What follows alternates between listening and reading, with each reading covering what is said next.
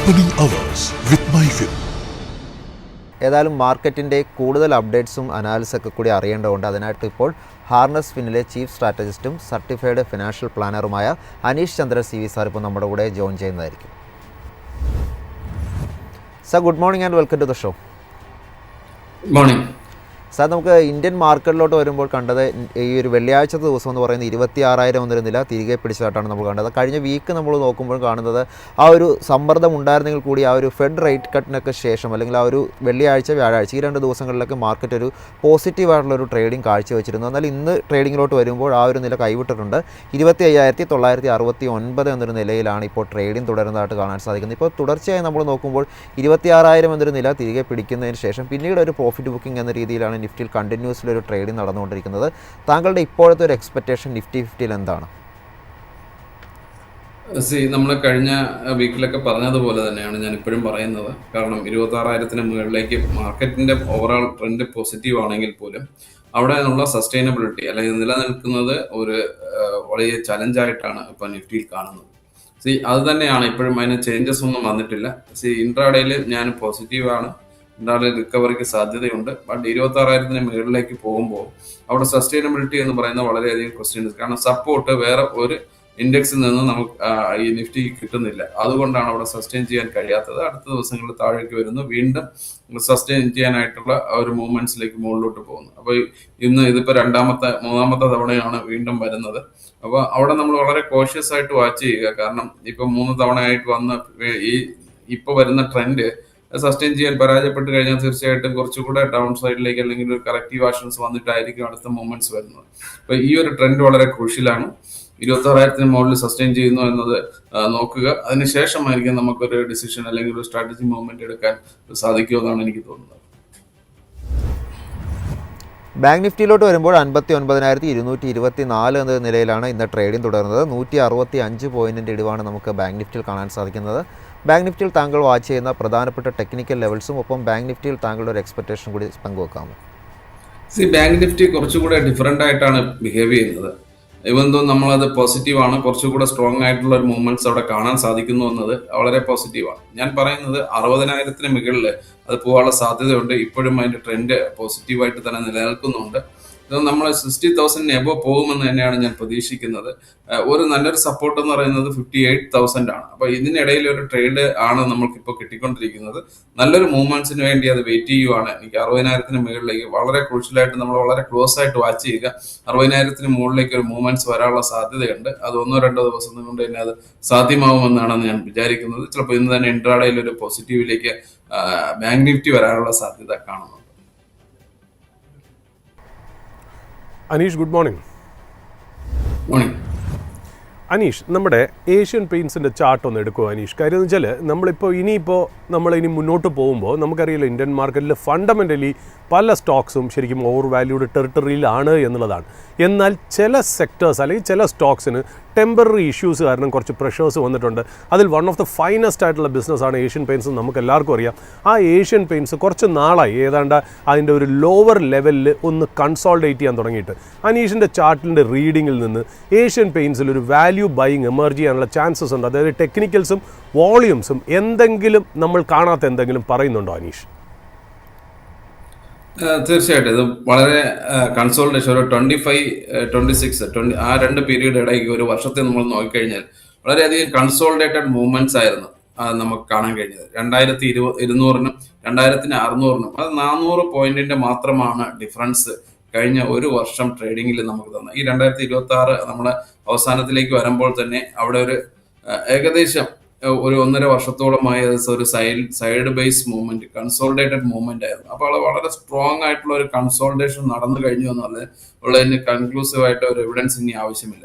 അത് കഴിഞ്ഞ് 2,600-ന് മുകളിലുള്ള ഒരു ബ്രേക്ക്ഔട്ട് വന്നു. അതൊരു ഇനിഷ്യൽ സ്റ്റേജസ് ഓഫ് ബൈയിങ് ആണ്. അതായത് ഫസ്റ്റ് സ്റ്റേജ് ഓഫ് ബൈയിങ് അവിടെ നമ്മൾ കണ്ടു കഴിഞ്ഞു. ഇനി ഒരു കൂൾ ഓഫ് വന്നതിന് ശേഷം തീർച്ചയായിട്ടും അവിടെ ഒരു വാല്യൂ ബൈയിങ് വരുന്നുണ്ട്. വളരെയധികം കോൺസെൻട്രേറ്റ് ചെയ്ത് ബൈ ചെയ്യുന്ന ആളുകളെ സംബന്ധിച്ച് അവിടെ ഒരു ബൈയിങ് വരുന്നുണ്ട്. ഓപ്പർച്യൂണിറ്റീസ്. നമ്മൾ അത് മുതലാക്കുകയാണ് നമ്മളുടേത്. കാരണം വോളിയത്തിൽ വളരെയധികം ഇമ്പ്രൂവ്മെന്റ്സ് കഴിഞ്ഞ മാസവും ഈ മാസവും വരുന്നുണ്ട്. അപ്പോൾ ആവറേജ് ആയിട്ടുള്ള ഒരു മൂവ്മെന്റ്സിന് സാധ്യതയുണ്ട്. പോസിറ്റീവായിട്ട് തന്നെയാണ് ഞാനത് കാണുന്നത്. 3000 എബോവ് പോകാനുള്ള ഒരു സാധ്യത ഇമീഡിയറ്റ്ലി നമുക്ക് കാണാൻ കഴിയും. ഈ ബ്രേക്ക് ഔട്ടിന് ശേഷമുള്ള ഒരു കൂൾ ഓഫ് പീരീഡിലാണ്. അത് ബാർഗെയിനിങ് ബൈയിങ് ചെയ്യുന്നവരെ സംബന്ധിച്ച് വളരെയധികം പോസിറ്റീവാണ്. അനീഷ്, അതുകൂടാതെ ഈ ഏഷ്യൻ പെയിൻസിൻ്റെ കാറ്റഗറിയിൽ തന്നെ, അതായത് നമ്മൾ കുറച്ചുകൂടി ഒന്ന് പറഞ്ഞ നല്ല ലിക്വിഡിറ്റിയുള്ള വളരെ ലാർജ് ബിസിനസ്സായ ബയോകോൺ, അതും ഏതാണ്ട് ഒരു വാല്യൂ ടെറിട്ടറിയിൽ എന്നിട്ട് ഫണ്ടമെൻ്റലി അതിൻ്റെ ഈ പറഞ്ഞ പോലെ ഡെപ്റ്റിൻ്റെ ആ ഇഷ്യൂസും അല്ലെങ്കിൽ അതിൻ്റെ ഇൻവെസ്റ്റ്മെൻറ്റിനായിട്ടുള്ള സൈക്കിളും, അതായത് അവർക്ക് കിട്ടുന്ന പൈസയൊക്കെ ഏതാണ്ട് എന്താ പറയുക വലിയ രീതിയിലുള്ള ഇൻവെസ്റ്റ്മെൻറ്റ് ചെയ്താണ് കമ്പനി മുന്നോട്ട് പോയിരിക്കുന്നത്. ആ ഒരു ഇൻവെസ്റ്റ്മെൻറ്റ് സൈക്കിളൊക്കെ ഏതാണ്ട് അവസാനിച്ച് വരുന്ന വേറൊരു ബിസിനസ്സും കൂടെയുണ്ട് ബയോകോൺ. ആ ബയോകോണും ഇതേപോലെ ഒരു വാല്യൂ ബൈ ആയിട്ടാണ് ഈവൻ അതിൻ്റെ പ്രൊമോട്ടറായിട്ടുള്ള കിരൺ മജുംദാർ ഷോ പോലും അതിനകത്ത് പറയുന്നത്. അതായത് മാർക്കറ്റ് ബയോകോണിൻ്റെ വാല്യൂ ഇതുവരെ റെക്കഗ്നൈസ് ചെയ്തില്ല എന്നുള്ള അടുത്ത കാലത്ത് ഒരു ഇൻ്റർവ്യൂവിൽ പറഞ്ഞു. ഈ ബയോകോൺ ഏഷ്യൻ പെയിൻറ്റ്സ് കൂടാതെ തന്നെ ഒരു വാല്യൂ ബൈയിങ് ഈ ബയോകോണിലും ഇമർജ് ചെയ്യുന്നതായിട്ട് ചാർട്ട് സൂചിപ്പിക്കുന്നുണ്ടോ അനീഷ്? കഴിഞ്ഞ കുറെ കാലമായിട്ട് വോളിയത്തിൽ വളരെയധികം ഇമ്പ്രൂവ്മെന്റ് വന്നെങ്കിലും പ്രൈസിലുള്ള മൂവ്മെന്റ്സ് വരുന്നില്ല. ആ പ്രൈസ് എപ്പോഴും 400 420 വന്നിട്ട് വീണ്ടും താഴോട്ട് 340 വരെയൊക്കെ വരാം. ഒരു റേഞ്ച് ബൗണ്ട്, പക്ഷെ കുറച്ചുകൂടെ വോൾട്ടാലിറ്റി ഉള്ള ഒരു റേഞ്ച് ബൗണ്ട് 340 to 420 വരെയൊക്കെ വരുന്ന ഒരു റേഞ്ച് ബൗണ്ട് ആയിട്ടാണ് നമുക്ക് അതിനെ കാണാൻ കഴിയുന്നത്. കാരണം ഒരുപാട് കോർപ്പറേറ്റ് ആക്ഷൻസും അതേപോലുള്ള ഒരു ഇതിലൊക്കെ കടന്നു പോയ, അതല്ലെങ്കിൽ ഒരുപാട് ആക്ടിവിറ്റീസിലൂടെ കടന്നുപോയ ഒരു ഫേസിലേക്ക് കൊണ്ടായിരിക്കാം ഇങ്ങനെ വന്നിരിക്കുന്നത്. ബട്ട് ഇവിടെ നമ്മൾ വോളിയത്തിൽ ഇമ്പ്രൂവ്മെന്റ്സ് ഉണ്ട്. ഞാൻ അതിൽ വളരെയധികം സാറ്റിസ്ഫൈഡ് ആണ്. കാരണം പോസിറ്റീവ് ഉണ്ട്, ഇമ്പ്രൂവ്മെന്റ് ഉണ്ട്. ബട്ട് അതിനനുസരിച്ചിട്ടുള്ള പ്രൈസ് മൂവ്മെന്റ്സ് ഇവിടെ വരുന്നില്ല. അപ്പോൾ സംതിങ് ഈസ് ലാക്കിംഗ് എന്നുള്ളത് മാത്രമാണ്. പ്രൈസ് മൂവ്മെന്റ്സിൽ എന്തോ ലാക്ക് ചെയ്യുന്നുള്ളത് മാത്രമാണ് നമ്മളൊരു കൺസേൺ ആയിട്ട് നിൽക്കുന്നത്. ബട്ട് ട്രെൻഡ് ഇപ്പോൾ അത് പോസിറ്റീവാണ്. ഈ ലാസ്റ്റ് വന്നിരിക്കുന്ന ട്രെൻഡ്, അതായത് കഴിഞ്ഞ മാസം നവംബറിൽ സ്റ്റാർട്ട് ചെയ്തിരിക്കുന്ന ഒരു ട്രെൻഡ് എന്ന് പറയുന്നത് 420 അടുത്ത് വന്ന് തിരിച്ച് താഴോട്ട് വന്നു. എനിക്ക് തോന്നുന്നു ഒരു റിട്രേസ്മെന്റ് വന്നതിന് ശേഷം ഈ ഒരു 400 അല്ലെങ്കിൽ 380 400ലേക്ക് നിന്നതിന് ശേഷം ഒരു മൂവ്മെന്റ്സ് വരികയാണെങ്കിൽ തീർച്ചയായിട്ടും വളരെയധികം പോസിറ്റീവായിട്ടുള്ള മൂവ്മെന്റ്സിന് പോകാൻ സാധ്യതയുണ്ട്. ബട്ട് നമ്മളവിടെ ഒരു കുറച്ച് സമയം കൊടുക്കണമെന്നാണ് എനിക്ക് തോന്നുന്നത്. കുറച്ച് കോഷ്യസ് ആയിട്ടോടെ ഒരു പേഷ്യൻസോടുകൂടി നമ്മൾ അവിടെ വാച്ച് ചെയ്ത് കഴിഞ്ഞാൽ അവിടെ ഒരു ട്രേഡ് ഓപ്പർച്യൂണിറ്റി കണ്ടെത്താൻ കഴിയുമെന്ന് തന്നെയാണ് എനിക്ക് പ്രതീക്ഷിക്കാൻ കഴിയുന്നത്. സാറിന് അടുത്തായിട്ട് ചോദിക്കാനുള്ളത് ഭാരത് ഇലക്ട്രോണിക്സുമായി ബന്ധപ്പെട്ടുള്ള ഒരു വ്യൂ ആണ് അറിയേണ്ടത്. നമ്മൾ ഈ ഒരു കമ്പനിയെ പറ്റി നോക്കുമ്പോൾ ഈ ഒരു നവംബർ മിഡിന് ശേഷം നമുക്ക് കാണാൻ സാധിക്കുന്നത് കമ്പനിക്ക് എക്സ്ട്രാ ഓർഡേഴ്സ് ഒത്തിരി ലഭിച്ചിട്ടുണ്ട്. 776 കോടിയുടെ ഓർഡർ ഇപ്പോൾ ലഭിച്ചിട്ടുണ്ട് എന്നാണ് നമുക്ക് കാണാൻ സാധിക്കുന്നത്. അതായത് അഡീഷണൽ ആയിട്ട് ഈ ഒരു മാസത്തിനിടയ്ക്ക് ഇത്രയും ഓർഡർ ലഭിച്ചിട്ടുണ്ട്. ഏതായാലും ഈ ഒരു ആൻറ്റി ഡ്രോൺ സിസ്റ്റം കൂടാതെ സുരക്ഷാ സോഫ്റ്റ്വെയർ, അതുപോലെ തന്നെ മറ്റ് മെഡിക്കൽ ഇലക്ട്രോണിക്സ്, ഇത്തരത്തിലുള്ള കാര്യങ്ങളുമായി ബന്ധപ്പെട്ടുള്ള ഒരു ഓർഡറാണ് ലഭിച്ചതായിട്ട് നമുക്ക് കാണാൻ സാധിക്കുന്നത്. നമ്മൾ ചാർട്ട് നോക്കുമ്പോൾ കാണുന്നത് ഈ ഒരു സ്റ്റോക്കിനെ സംബന്ധിച്ച് ഫെബ്രുവരിയിൽ ഒരു ബോട്ടം കണ്ടതിന് ശേഷം പിന്നീട് ഒരു ട്രെൻഡ് നോക്കുമ്പോൾ ഒരു ബുള്ളിഷ് ട്രെൻഡിലാണ് ട്രേഡിംഗ് തുടരുന്നതായിട്ട് നമ്മൾ കണ്ടത്. ഓൾമോസ്റ്റ് 50% മുകളിൽ റിട്ടേൺ നൽകിയും കഴിഞ്ഞിരിക്കുന്നു. ഇനി ഈ ഒരു സ്റ്റോക്കിൽ എന്താണ് താങ്കളുടെ ഒരു പ്രതീക്ഷ? നമ്മൾ കഴിഞ്ഞ കുറച്ച് കാലത്ത്, കഴിഞ്ഞ ഒരു വർഷത്തെ ചാർട്ട് എടുത്തു കഴിഞ്ഞാൽ ഓവറോൾ ഒരു ട്രെൻഡ് പോസിറ്റീവ് ആണെങ്കിൽ കഴിഞ്ഞ് വന്നിരിക്കുന്ന ഷോർട്ട് ടൈമിലെ ട്രെൻഡ്, വളരെ ഷോർട്ട് ടൈം ആയിട്ടുള്ള ട്രെൻഡ്, ഒരു സെപ്റ്റംബറിന് ശേഷമുള്ള ഒരു ട്രെൻഡ് എന്ന് പറയുന്നത് അത്രത്തോളം പോസിറ്റീവ് ആയിട്ടുള്ള ഒരു സൈഡ് വൈസ് അല്ലെങ്കിൽ ഒരു കൺസോളിഡേറ്റഡ് മൂവിലേക്ക് മാറിയിരിക്കുന്നു, അല്ലെങ്കിൽ റൗണ്ട് ടോപ്പിൽ വന്നൊരു കൺസോളിഡേഷൻ നടക്കുന്നു എന്നതാണ് എനിക്ക് കാണാൻ കഴിയുന്നത്. അപ്പൊ ഇവിടെ നമ്മൾ കുറച്ചുകൂടെ ഒന്ന് സൂക്ഷ്മമായിട്ട് തന്നെ വീക്ഷിക്കേണ്ടി വരും ഈ സ്റ്റോക്കിന്റെ മൂവ്മെന്റ്. കാരണം ഈ മൂവ്മെന്റ്സ് ഒരു ടോപ്പിലാണോ നടക്കുന്നത് എന്നതുള്ളത് കൊണ്ട്, നമ്മൾ ഇമീഡിയറ്റ് വന്നിട്ടുള്ള ഒരു ടോപ്പിന്റെ മൂവ്മെന്റ്സ് നടക്കുന്നത് കൊണ്ട് നമ്മൾ കുറച്ചുകൂടെ ഒന്ന് സൂക്ഷ്മമായിട്ട് നിരീക്ഷിക്കുക. വോളിയത്തിൽ വരുന്ന ഇമ്പ്രൂവ്മെന്റ്സ് ഇതെല്ലാം തന്നെ വളരെ ഇമ്പോർട്ടന്റ് ആണ്. കാരണം ഇപ്പോൾ ആവറേജ് വോളിയം തന്നെയാണ് ഉള്ളത്.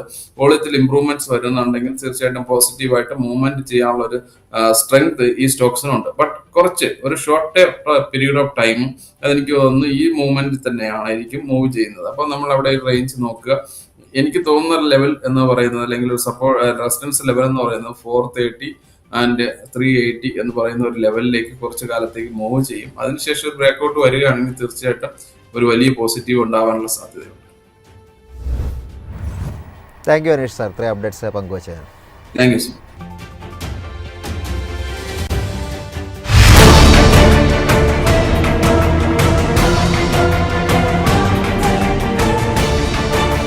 Opening hours with MyFin.